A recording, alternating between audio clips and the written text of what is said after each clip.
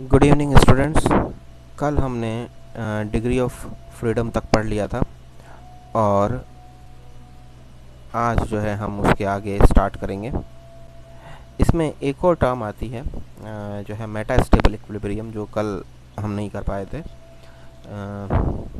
Degree of freedom मैंने आपको कहा था कि आपने कुछ टर्म्स और उनकी मीनिंग करी थी, जैसे फेज़ क्या होता है यानी प्रावस्था क्या है, घटक यानी कंपोनेंट क्या है, डिग्री ऑफ फ्रीडम क्या है। वैसे ही एक और जो है टर्म है मित स्थायी साम्य यानी मेटास्टेबल इक्विलिब्रियम।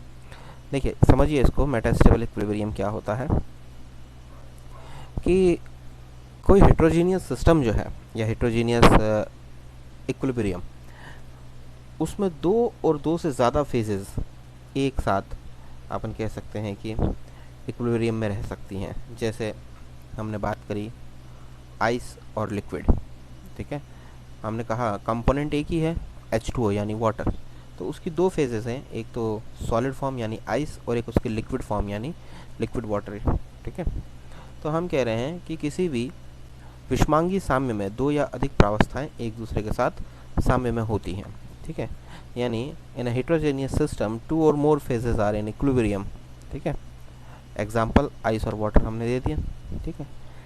अब हमें ये पता है कि अगर इस सिस्टम का प्रेशर 1 atm है तो उस केस में इसका टेम्परेचर 101% 0 डिग्री सेल्सियस ही होगा। कब?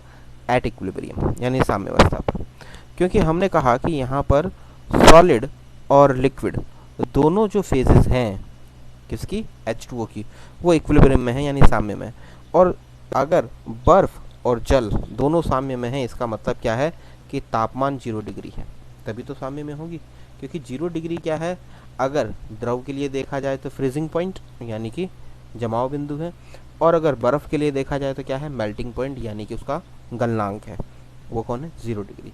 तो कहने का मतलब अगर हम कहें कि प्रेशर 1 atm है यानी कि एक वायुमंडलीय दाब अगर है तो तापमान कितना होगा? 0 डिग्री होगा। कब? साम्यावस्था पर यानी इक्विलिब्रियम पे।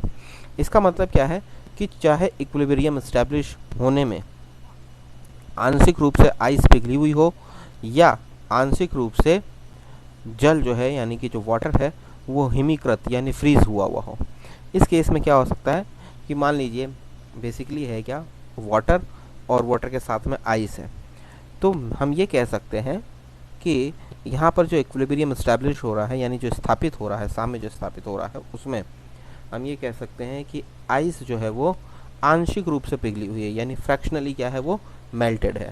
यानी आइस है उसके साथ में वाटर है, तो आइस इज़ फ्रैक्शनली मेल्टेड और लिक्विड इज़ फ्रैक्शनली फ्रीजेज, ये हम कह सकते हैं।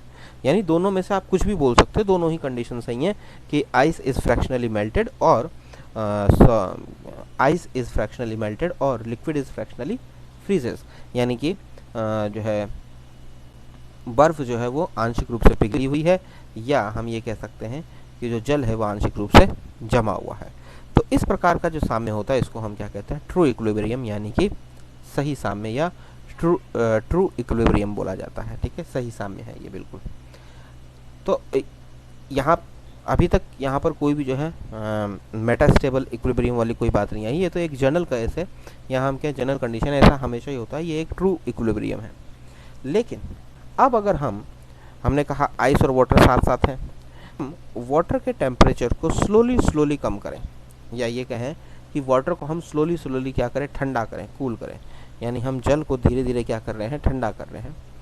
और इतना स्लोली ठंडा करें कि बिना आइस बने वाटर का टेम्परेचर कितना हो जाए, -1 तक चला जाए। हमें क्या करना है, वाटर को ठंडा करना है, कहाँ तक कि उसका टेम्परेचर -1 चला जाए, ठीक है।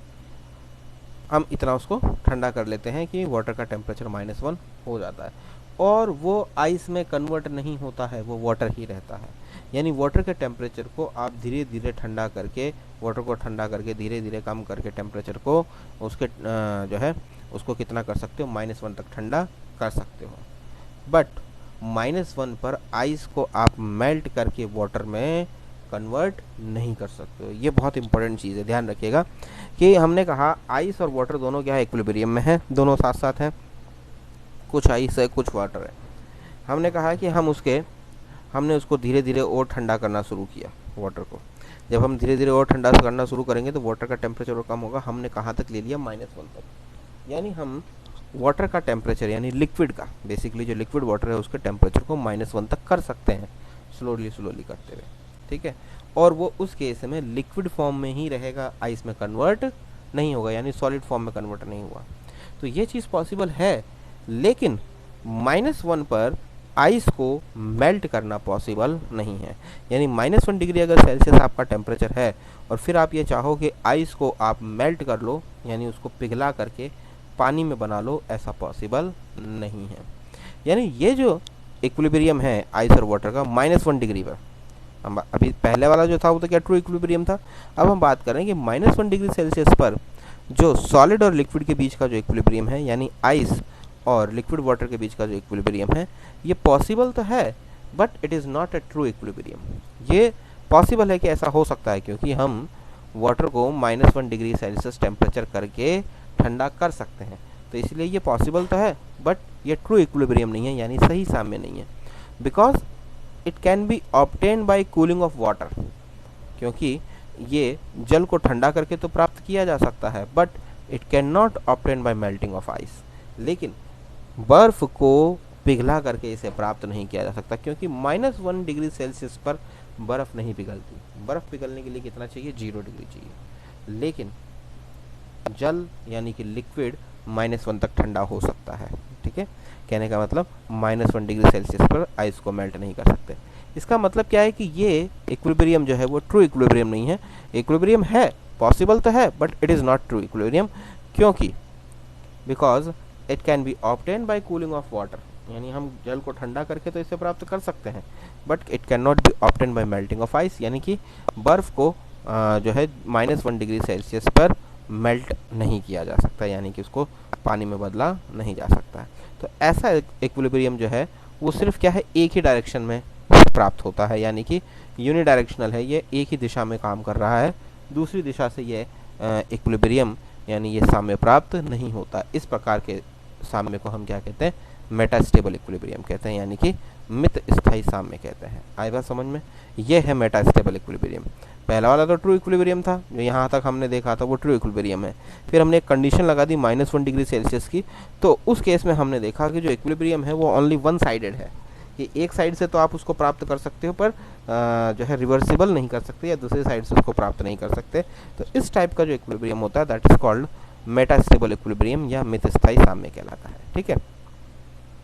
और ये मेटास्टेबल इक्विलिब्रियम जो है बना रह सकता है यदि सिस्टम को छेड़ा ना जाए। यदि हम सिस्टम को एज इट इज़ रखा रहने देते हैं, उसको बिल्कुल भी नहीं छेड़ते, -1 पर जैसा है वैसा ही रहता है, तो वो क्या रहेगा, मेटास्टेबल इक्विलिब्रियम बना रहेगा। लेकिन अगर सिस्टम को आपने क्या कर दिया, विलोडित कर दिया, चर्निंग जिसको आप बोलते हो, चर्निंग कर दिया। चर्निंग मीन्स आपने उसको क्या कर दिया, मिक्स कर दिया, हिला दिया, है ना, पैडल से चर्निंग करते हैं जैसे, तो उस तरीके से आपने उसको मिक्सिंग कर दी, हिला दिया, या उसके अंदर सॉलिड आइस का एक छोटा सा क्रिस्टल भी डाल दिया। सिस्टम के अंदर आप क्या करो, सॉलिड आइस का एक छोटा सा क्रिस्टल भी अगर डाल दो तो वो सिस्टम का जो लिक्विड है यानी कि जो जल है, -1 डिग्री वाला जो पानी है, वो पूरा का पूरा सिस्टम जम जाएगा। यानी पानी जम जाएगा, आइस तो ऑलरेडी थी आधी उसमें, और जो पानी है वो पूरा का पूरा जम जाएगा, यानी पूरा सिस्टम जम करके क्या बन जाएगा, आइस बन जाएगा, और सिस्टम का टेम्परेचर बढ़ जाएगा, और कितना हो जाएगा, 0 डिग्री सेल्सियस हो जाएगा, क्योंकि -1 था तो वो 0 हो जाएगा, यानी बढ़ जाएगा टेम्परेचर, ठीक है। इसका मतलब क्या है कि मेटास्टेबल इक्विलिब्रियम तब तक ही रहता है जब तक आप उसको छेड़ोगे नहीं। जैसे ही आपने छेड़ा, उसको हिलाया, या उसके अंदर सॉलिड आइस का क्रिस्टल भी डाल दिया, तो तुरंत एकदम बिल्कुल, जिसको अपन कहते हैं ना, स्पॉन्टेनियसली एकदम से जो है पूरा सिस्टम क्या हो जाएगा, बर्फ़ में कन्वर्ट हो जाएगा, यानी आइस में कन्वर्ट हो जाएगा, ठीक है। तो ये इसको हम कहते हैं मेटास्टेबल इक्विलिब्रियम। देन हमारा जो नेक्स्ट टॉपिक है वो है एक घटक। ये तो सारी जो है टर्म्स हो गई और उनकी मीनिंग हो गई। अब हमको यहाँ पर जो है सिस्टम स्टडी करने हैं, यानी कि सिस्टम पढ़ने हैं कि सिस्टम अपने कौन कौन से हैं। पहला जो सिस्टम है वो है एक घटक तंत्र के प्रावस्था साम्य, यानी phase equilibrium of one component system. यानी ऐसे इक्विलिब्रियम पढ़ने हैं हमको जिनमें एक ही कंपोनेंट होगा, ठीक है, कंपोनेंट एक ही होगा। देखो फेजेस चेंज हो सकती है, क्योंकि आपको मालूम है फेज तो क्या है, फिजिकल स्टेट्स हैं बेसिकली, ठीक है। तो वो सॉलिड, लिक्विड, गैस चेंजेस हो सकती हैं, पर यहाँ सबसे पहले हम पढ़ेंगे वन कंपोनेंट सिस्टम, फिर टू कंपोनेंट सिस्टम, ऐसे अपने सिलेबस में है। तो आप अगर सिलेबस उठा के देखेंगे तो अपने सबसे पहला है वन कंपोनेंट सिस्टम, और उस वन कंपोनेंट सिस्टम में भी आपको दो एग्जाम्पल पढ़ने हैं, यानी वाटर और सल्फर। ठीक है, तो पहले तो हम ये पढ़ते हैं कि वन कंपोनेंट सिस्टम क्या है, कैसा होता है, देन उसके बाद में हम इसको स्टार्ट करेंगे। ठीक है, तो phase equilibrium of one component system. In this type of system only one component is present, यानी ये तो फैक्ट है। अगर अपन डिग्री ऑफ फ्रीडम का फॉर्मूला देखें तो वो क्या होता है, सी माइनस पी प्लस टू। ठीक है, यहाँ पर मैंने लिख रखा है, ये रहा सी माइनस पी प्लस टू। तो इस प्रकार यानी ये जो है एक घटक तंत्रों के प्रावस्था साम्य, इन सब में कंपोनेंट तो वन होगा, यानी सी की वैल्यू हमेशा क्या होगी, वन। पी चेंज हो सकता है, जैसे हमने मान लिया कि मिनिमम वन फेज, क्योंकि एक कंपोनेंट कम से कम एक फेज तो होगी, इससे कम तो हो ही नहीं सकती, जीरो तो होती नहीं phases, minimum one phase is possible. और जब मिनिमम वन फेज होगी तो डिग्री ऑफ फ्रीडम कितनी आएगी, 2 आएगी। देख लीजिए, कंपोनेंट वन फेज वन, तो डिग्री ऑफ फ्रीडम क्या आएगी, 2 आई। इसका मतलब यहाँ पे दो वेरिएबल होंगे जिनके थ्रू आप सिस्टम को क्या कर सकते हो, रिप्रेजेंट कर सकते हो, और वो दो वेरिएबल कौन कौन से हैं, टेम्परेचर और प्रेशर। बट अगर यहाँ पर हम यह कहें कि फेज दो हैं, हम ऐसे ही मान रहे हैं, पहले हमने माना एक फेज है तो डिग्री ऑफ फ्रीडम कितनी होगी, 2, और वो दो वेरिएबल कौन कौन से होंगे, टेम्परेचर और प्रेशर। अब हम ये मान रहे हैं कि मान लीजिए दो फेजेस हैं, ठीक है, दो फेजेस हैं तो डिग्री ऑफ फ्रीडम कितना होगा, 1। इसका मतलब क्या है, क्योंकि कंपोनेंट एक है, फेज दो है, प्लस 2 था, तो फिर डिग्री ऑफ फ्रीडम क्या आया, 1। स्वतंत्रता कोटि आई 1। इसका मतलब यहाँ सिस्टम को ओनली वन वेरिएबल यानी एक चर है। ठीक है ना, ये जो थे डिग्री ऑफ फ्रीडम 2 आई थी, ये क्या है, बाई वेरियंट है। यहाँ डिग्री ऑफ फ्रीडम 1 आया, यानी ये कैसा सिस्टम होगा, मोनो वेरियंट होगा, एक ही चर है। ठीक है, तो वन वेरिएबल है, इसका मतलब टेम्परेचर या प्रेशर दोनों में से कोई एक होगा, दोनों नहीं होंगे। यानी किसी एक वेरिएबल को जो है, एक वेरिएबल को हम लेंगे, दूसरा क्या हो जाएगा, अपने आप स्थिर हो जाता है। ठीक है, यानी किसी एक वेरिएबल के थ्रू ही हम क्या कर सकते हैं, सिस्टम को एक्सप्लेन कर सकते हैं, और दूसरा अपने आप क्या हो जाता है, स्थिर हो जाता है। यानी दो फेजेस कभी भी नहीं रह सकती हैं इसमें। ठीक है, दो फेजेस कभी नहीं रहती। ऐसे ही अगर हम ये मान लें कि 3 फेज प्रेजेंट है सिस्टम में, 3 फेजेस एक साथ प्रेजेंट है, तो डिग्री ऑफ फ्रीडम क्या आएगा, 0 आएगा, क्योंकि कंपोनेंट एक, फेजेस 3 प्लस 2 है, तो डिग्री ऑफ फ्रीडम क्या आया, 0। इस टाइप के सिस्टम को हम क्या कहते हैं, नॉन वेरिएंट यानी अचर कहते हैं, क्योंकि फिक्स टेम्परेचर यानी निश्चित टेम्परेचर और निश्चित प्रेशर पर किसी कंपोनेंट की तीनों प्रावस्थाएं क्या होती हैं, इक्विलिब्रियम में रहती हैं। लेकिन क्योंकि यहाँ पर क्या है, यानी हम यहाँ पे किसी को भी जो है फिक्स नहीं कर सकते हैं, वो सब ऑलरेडी पहले से ही फिक्स है, टेम्परेचर प्रेशर सब कुछ पहले से फिक्स है, हम किसी को भी किसी में भी वेरिएशन नहीं कर सकते। अगर आप किसी में भी वेरिएशन करने जाओगे तो एक या एक से ज़्यादा फेजेस क्या हो सकती हैं, नष्ट हो सकती हैं, डिस्ट्रॉय हो सकती हैं। ठीक है, तो इस टाइप का जो सिस्टम है वो क्या कहलाता है, नॉन वेरिएंट कहलाता है। ठीक है, इसमें तीनों फेजेस क्या है, इक्विलिब्रियम में होंगी। इस टाइप का कुछ ये वन कंपोनेंट सिस्टम का कर्व कुछ इस टाइप का आता है, प्रेशर और टेम्परेचर के बीच का कर्व है। आप देखेंगे कि इस तरफ पूरा जो है वो सॉलिड फेज रहती है। ठीक है, और ये इस तरफ नीचे की तरफ ये पूरी वेपर फेज है, और ये सॉलिड और वेपर के बीच में यहाँ पर जो है ये लिक्विड फेज होती है। ठीक है, लिक्विड फेज है, ये है solid liquid vapour phase diagram of one component system. ठीक है, एग्जाम्पल इसका वही है वाटर का, ठीक है, CO2 का, सल्फर का, ये इसके 3 एग्जाम्पल हैं, जिसमें सबसे पहला एग्जाम्पल है वाटर सिस्टम। अपने वैसे तो एग्जाम्पल 3 हैं, लेकिन अपने कोर्स में 2 ही हैं, वाटर और सल्फर, तो हम यही 2 पढ़ेंगे। तो सबसे पहला हम स्टार्ट करेंगे वाटर। ठीक है, तो वाटर सिस्टम हम स्टार्ट करते हैं। देखिए, जब हम वाटर सिस्टम की बात करते हैं तो हम ये कहते हैं कि यहाँ पर 3 फेजेस प्रेजेंट होंगे। ठीक है, क्योंकि वाटर सिस्टम में 3 फेज होती हैं, आप जानते हो। सॉलिड वाटर हो सकता है यानी आइस की फॉर्म में, लिक्विड वाटर हो सकता है यानी कि जो है वाटर की फॉर्म में यानी लिक्विड की फॉर्म में, और जो है गैस की फॉर्म में हो सकता है यानी कि वाटर वेपर जो है वो हो सकता है। ठीक है, यानी सॉलिड आइस, लिक्विड वाटर और वेपर, 3 प्रकार की क्या है यहाँ फेजेस हो सकती हैं, यानी कि बर्फ, पानी और जल वाष्प, ये 3 हो सकती हैं। अगर हम देखें कि इस सिस्टम में टोटल 3 टाइप के ही क्या होंगे, इक्विलिब्रियम प्रेजेंट होंगे। टोटल 3 टाइप के इक्विलिब्रियम हो सकते हैं। पहला इक्विलिब्रियम क्या हो सकता है, आइस और वाटर का, यानी सॉलिड और लिक्विड का इक्विलिब्रियम हो सकता है। तो और क्या हो सकता है, वाटर और वेपर का, यानी लिक्विड और गैस का इक्विलिब्रियम हो सकता है। और क्या हो सकता है, आइस और वेपर का, यानी कि ठोस, आइस और वेपर का यानी कि ठोस और जिसको हम कह रहे हैं गैस का। ठीक है, ये 3 इक्विलिब्रियम पॉसिबल है। अगर आप देखेंगे तो इन 3 के अलावा और कोई भी इक्विलिब्रियम यहाँ पर पॉसिबल नहीं है। मैक्सिमम ये 3 इक्विलिब्रियम ही हो सकते हैं, क्योंकि 3 फेजेस हैं, मैक्सिमम 3 इक्विलिब्रियम हो सकते हैं। आइस वाटर आप जानते हैं कब होगा, फ्रीजिंग पॉइंट या मेल्टिंग पॉइंट जिसको आप कहते हैं। वाटर से वेपर में कन्वर्ट होना वो क्या है, फ्यूज़न। ठीक है, और आइस से वेपर, क्योंकि ये गलन है ना, गलन ये है, सॉरी, ठीक है, मेल्टिंग पॉइंट गलन ये है, ठीक है। और ये तो क्या है, वाष्पन है, वेपराइजेशन। ठीक है, और वेपर से वापस मेल्टेड, वापस क्या होगा, संघनन यानी कंडेंसेशन। ठीक है, और ये क्या है, आइस से वेपर में कन्वर्ट होना, ये है बेसिकली सब्लिमेशन। ठीक है, यानी उदरउपातन। ठीक है, तो ये जो है 3 इक्विलिब्रियम है। आप देखेंगे कि तीनों इक्विलिब्रियम में मैक्सिमम 2 फेजेस प्रेजेंट है। जैसे फर्स्ट इक्विलिब्रियम देखें तो यहाँ भी 2 फेज हैं, सॉलिड और लिक्विड। सेकंड इक्विलिब्रियम देखें, यहाँ भी 2 फेज है, लिक्विड और गैस। और थर्ड इक्विलिब्रियम देखें, यहाँ भी आपके 2 फेजेस हैं, सॉलिड और गैस। यानी 2 फेज, 2 प्रावस्थाएं प्रेजेंट होती हैं। ठीक है, अगर इसका फेज डायग्राम हम बनाएं तो वो कुछ इस टाइप का बनता है। देखिए, प्रेशर और टेम्परेचर के बीच का कर्व है ये। ठीक है, आप देखेंगे कि यहाँ पर ये जो है, जैसा कि आपने देखा था, अगर आपको याद हो थोड़ी देर पहले, ये देखिए, इधर सॉलिड था, इधर वेपर, इधर लिक्विड, बिल्कुल उसी टाइप का ये कर्व है। आप देखिए, ये पूरा सॉलिड, ये लिक्विड और ये पूरा वेपर। ठीक है, इसको आप ध्यान से समझें।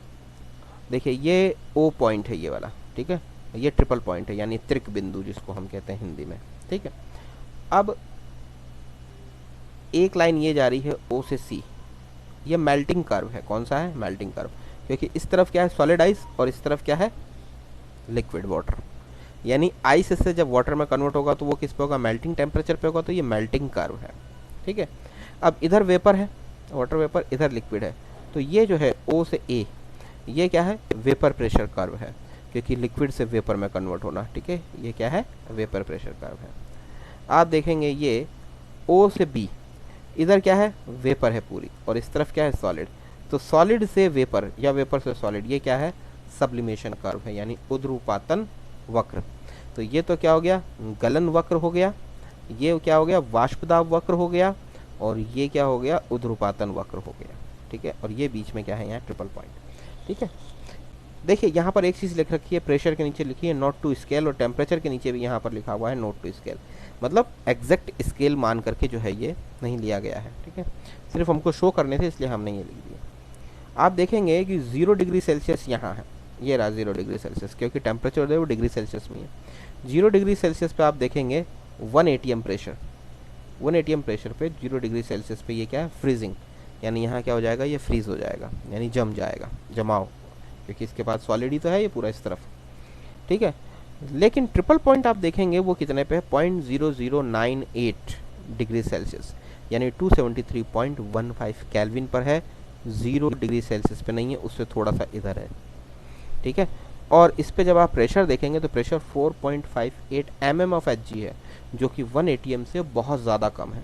ठीक है, यहाँ देखिए 100 डिग्री सेल्सियस जो है वो क्या है, बेसिकली बॉइलिंग पॉइंट है, किसका, वाटर का। ये रहा वाटर, इसका बॉइलिंग पॉइंट है, और इस टाइम पे प्रेशर कितना है, वही 1 atm, क्योंकि देखिए ई और एफ को लाइन ये जोड़ रही है।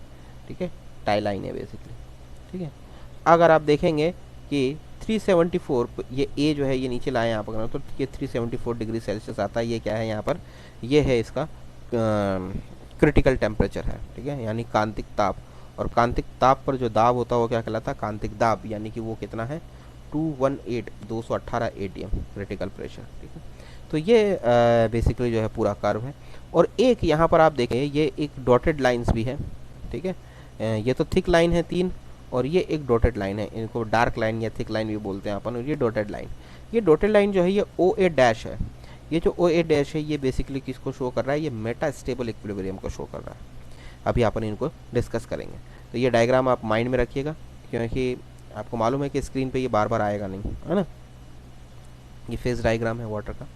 तो जब इस डायग्राम को हम देखते हैं तो इसमें टोटल इसके 3 पार्ट्स हैं। इस डायग्राम के 3 पार्ट कौन कौन से हैं, पहला पार्ट है इसमें एरियाज, सेकंड पार्ट है इसमें कर्व, और थर्ड पार्ट है इसका ट्रिपल पॉइंट।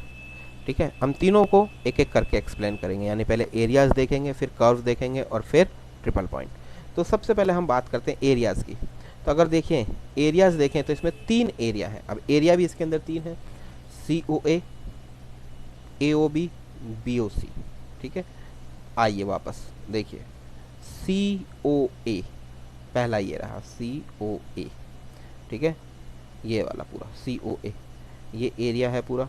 अब इस एरिया की अगर हम बात करें तो ये रिप्रेजेंट कर रहा है किसको, लिक्विड वाटर सिस्टम को। ये देखिए लिक्विड वाटर है यहाँ पे पूरा, COA में लिक्विड वाटर सिस्टम है। ठीक है, एक एरिया है जो है ये COB, ये किसको शो कर रहा है, ये रिप्रेजेंट कर रहा है सॉलिड वाटर को यानी कि आइस को।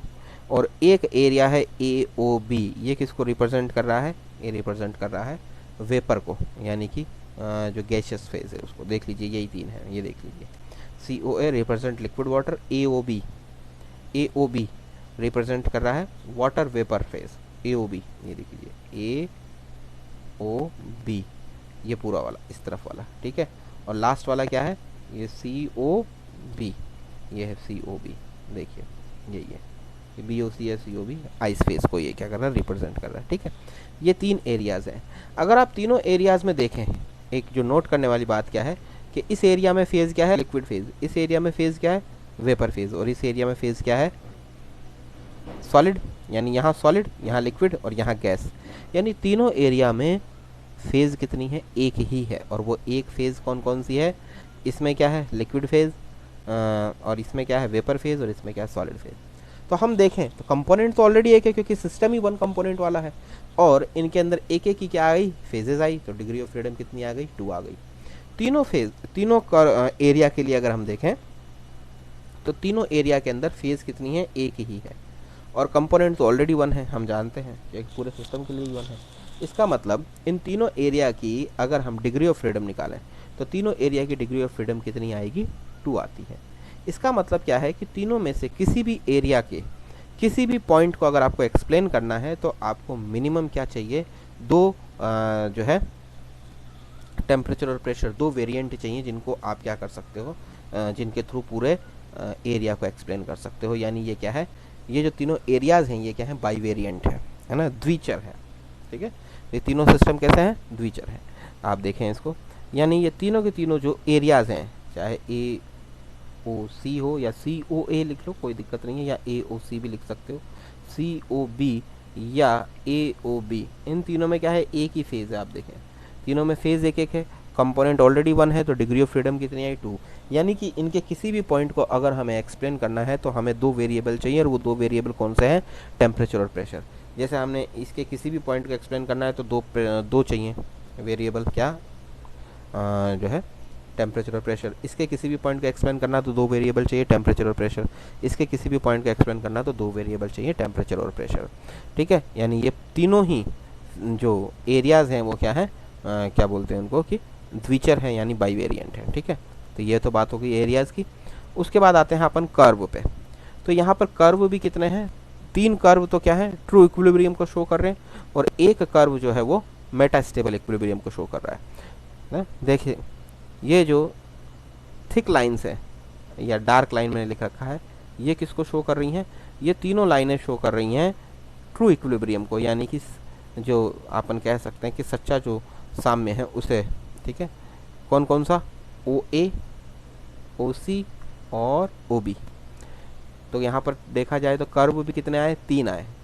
ट्रू इक्विलिब्रियम वाले कर्व कितने हैं, 3 हैं, OA, OC, OB। और एक मेटास्टेबल इक्विलिब्रियम है, वो क्या है, OA डैश। देखिए यही है, देखिए ये हो गया रिप्रेजेंट ट्रू इक्विलिब्रियम तीनों, और ये डॉटेड वाला हो गया मेटास्टेबल इक्विलिब्रियम। अगर हम कर्व पर देखें तो कर्व पर फेज कितनी है, 2 हैं। वापस आइए देखिए, हर कर्व पे देखिए OA, तो ये क्या है, वेपर प्रेशर कर्व है, किस किस के बीच में, लिक्विड और वेपर के बीच में। तो कितनी फेज हुई, 2 फेज हुई। ये क्या है, मेल्टिंग कर्व है, गलन वक्र है, कितनी फेज हैं, सॉलिड और लिक्विड 2 फेज हैं। ठीक है, ये क्या है, सब्लिमेशन कर्व है, यानी कि उध्रुपातन कर्व है, कितनी फेज हैं, 2 फेज हैं, सॉलिड और वेपर, सॉलिड और वेपर। यानी कि हर कर्व पर फेज कितनी है, 2, और कंपोनेंट तो ऑलरेडी क्या है, 1 है। यानी कि कर्व के किसी भी पॉइंट को एक्सप्लेन करना है, यहाँ पे डिग्री ऑफ फ्रीडम कितनी निकलेगी 1 -2 +2 यानी 1 निकलेगी। डिग्री ऑफ फ्रीडम क्या है 1, यानी ये जो कर्व है ये क्या है, साथ तीनों के तीनों मोनोवेरिएंट है, ठीक है, यानी एक चर है। यानी कि कर्व के किसी भी पॉइंट को अगर हमें एक्सप्लेन करना है तो सिर्फ एक ही वेरिएंट की जरूरत पड़ेगी, दूसरा तो क्या है अपने आप स्थिर हो जाएगा। सिर्फ एक की जरूरत पड़ेगी, दूसरा अपने आप स्थिर हो जाएगा। आइए देखते हैं कैसे। ये देखिए, every curve represent two phase, it means equilibrium between two phases.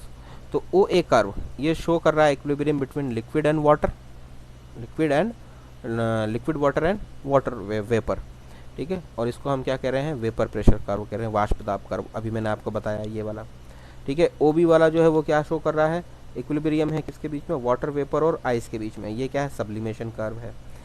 ओ सी वाला है वो क्या कर रहा है, इक्विलिब्रियम शो कर रहा है सॉलिड आइस और लिक्विड वाटर के बीच में है, तो ये क्या है फ्यूजन कर्व है, यानी कि गलन वक्र है।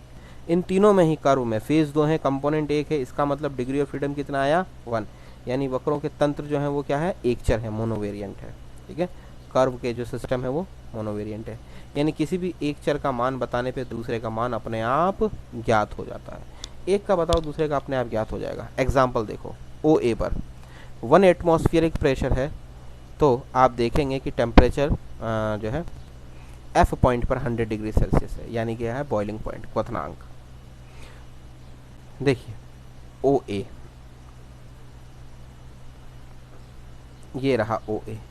ओ ए पे देखिए आप, हमने कहा 1 एटीएम प्रेशर, 1 एटीएम प्रेशर पे देखिए ये अपने आप लाइन यहाँ काटेगी इसको, और ये क्या आ रहा है 100 डिग्री सेल्सियस। यानी हमने एक को क्या किया था, फिक्स किया था, क्या किया था प्रेशर, हमने प्रेशर बताया कितना 1 एटीएम, टेम्परेचर अपने आप क्या हो गया फिक्स हो गया, कितना हो गया 100 डिग्री सेल्सियस, और ये क्या है बॉइलिंग पॉइंट है वाटर का, यानी इसके बाद में वाटर क्या हो जाएगा, वेपर में कन्वर्ट होना शुरू हो जाएगा। क्लियर है। अब देखिए ओ सी पर उन्होंने बोला, ओ सी पर अगर आप देखें तो वही हमने प्रेशर लिया 1 एटीएम, तो आया पॉइंट ई, ये यहाँ काट रहा है, ये क्या है फ्रीजिंग पॉइंट ऑफ वाटर, है ना, या हम ये कह सकते हैं melting point of solid, melting point of solid, और वो कितना है 0 डिग्री सेल्सियस, ठीक है। देखिए ये रहा 1 एटीएम पे वही ई पॉइंट आया, और टेम्परेचर की वैल्यू अपने आप फिक्स हो गई, कितनी हो गई 0 डिग्री सेल्सियस, यानी ये क्या है फ्रीजिंग पॉइंट ऑफ वाटर और मेल्टिंग पॉइंट ऑफ आइस। आई बात समझ में। ऐसे ही पॉइंट ए, वहाँ पर टेम्परेचर आप देखेंगे कितना है 374, ठीक है, और वो क्या है क्रिटिकल टेम्परेचर है, क्रिटिकल पॉइंट है, ठीक है। देखिए वापस प्रेशर 218, ये देखिए पॉइंट ए। अगर हम देखेंगे तो हमने कहा ये क्या है क्रिटिकल टेम्परेचर, हमने जैसे फिक्स कर दिया यहाँ टेम्परेचर कि क्रिटिकल टेम्परेचर है 374 डिग्री सेल्सियस, तो वहाँ प्रेशर क्या हो गया अपने आप कांस्टेंट हो जाएगा, वो ये रहा 218 एटीएम क्रिटिकल प्रेशर होगा वो, ठीक है।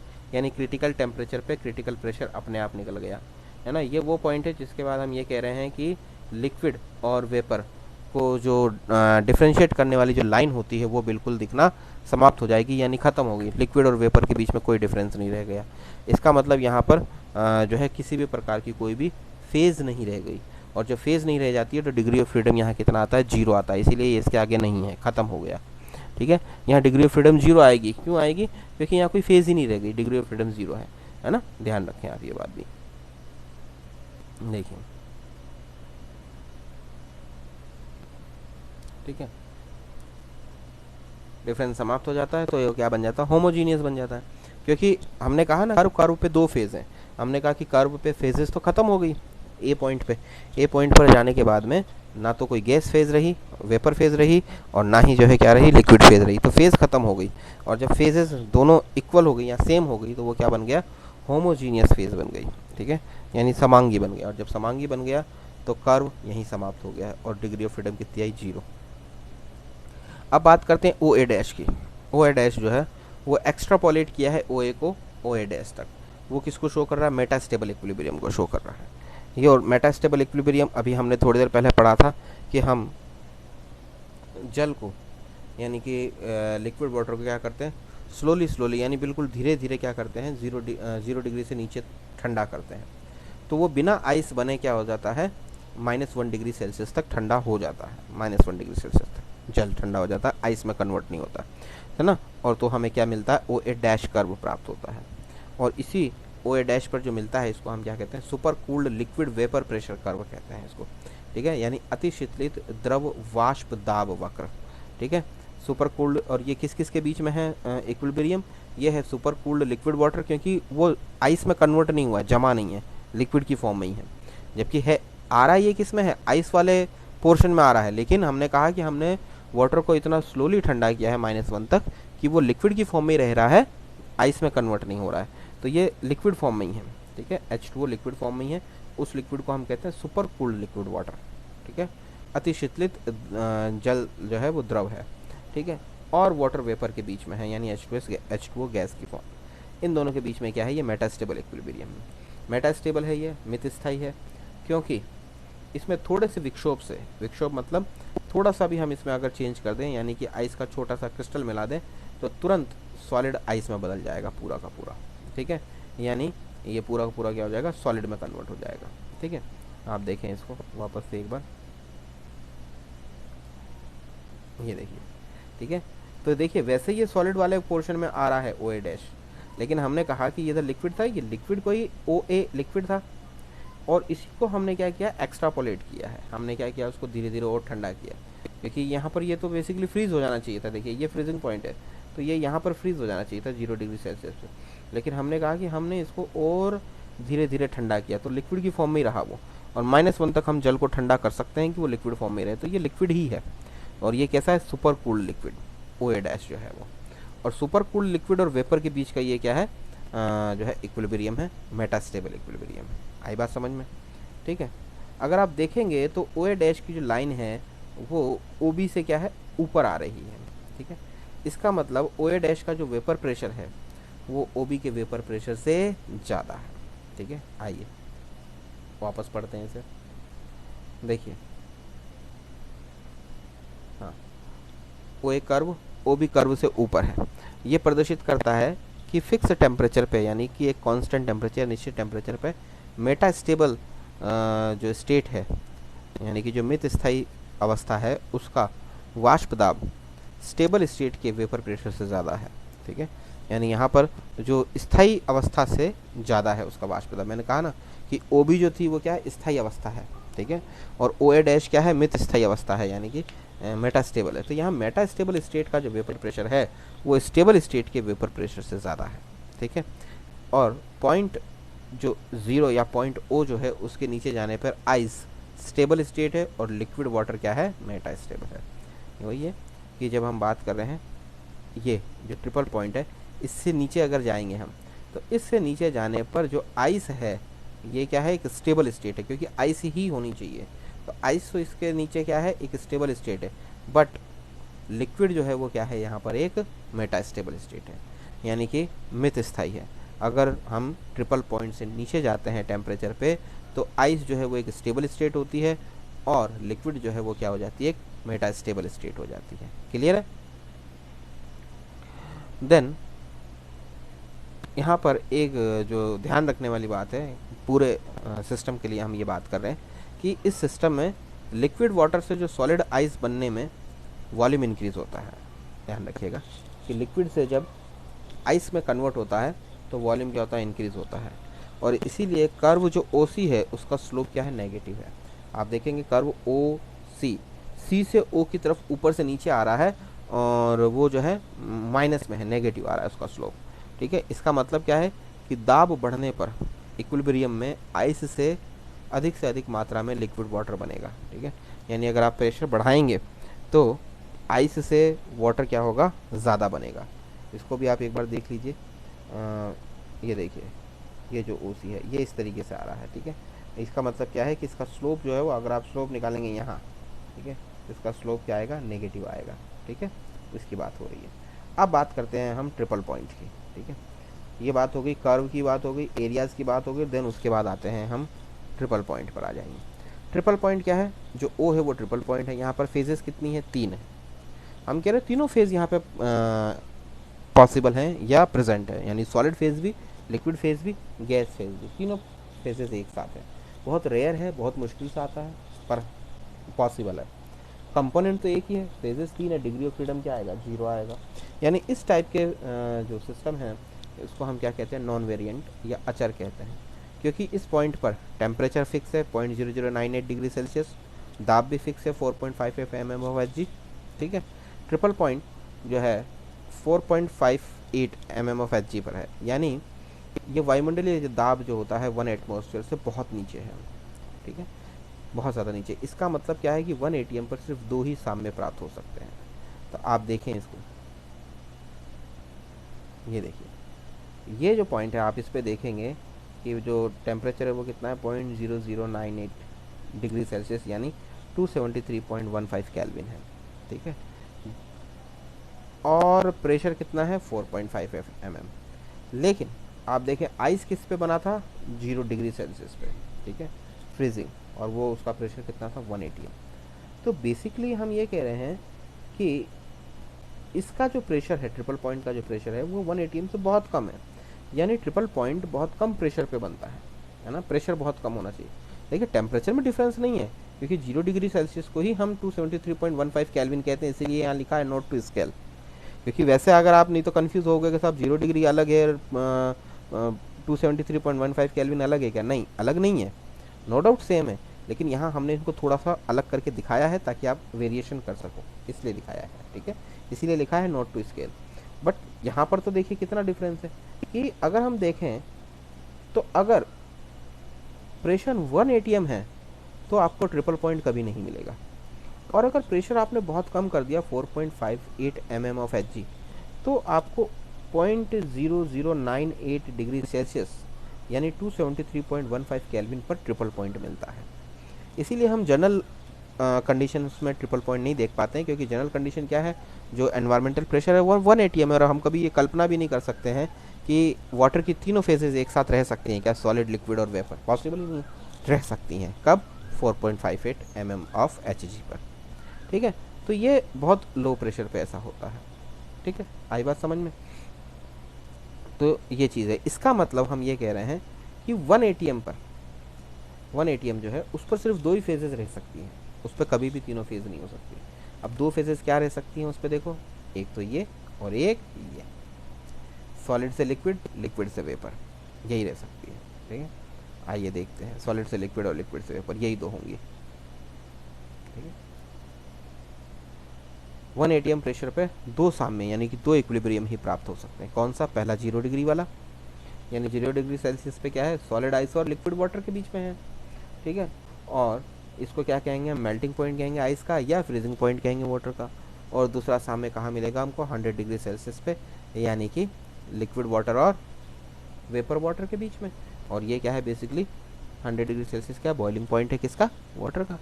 तो कहने का मतलब ये हुआ कि जो सब्लिमेशन वाला है वो आपको कभी भी नहीं मिलेगा। वो कब मिलेगा, वो सिर्फ आपको जो है 4.58 mm ऑफ Hg पर ही मिलता है।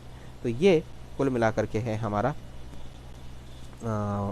1 कंपोनेंट सिस्टम, जिसका एग्जांपल है वाटर सिस्टम, ठीक है। तो आपने इस कर्व को देख के आपको ये फील हो रहा होगा कि अगर आपको ये कर्व याद है, ये पूरा, अगर आपको प्रेशर टेम्परेचर के बीच में ये जो कर्व प्लॉट किया ये पूरा याद है, तो लैंग्वेज आप अपने आप लिख सकते हैं इसकी, तीनों एरियाज आप समझा सकते हैं, तीनों कर्व आप समझा सकते हैं, ट्रिपल पॉइंट आप समझा सकते हैं इसमें। इसीलिए मैं कहता हूँ कि फेज़ रूल जो है वो सबसे इजी यूनिट है, क्योंकि फेज़ रूल के अंदर सिर्फ एक चीज़ है कि जो कर्व हैं वो आपको याद होने चाहिए जितने भी हैं। अगर आपको कर्व याद है तो लैंग्वेज तो याद करने की ज़रूरत नहीं, लैंग्वेज आप अपने आप लिख सकते हैं इन कर्व्स की, ओके। इसके आगे का अपन जो सल्फर कर्व है वो अपन कल पढ़ेंगे, ओके। Thank you.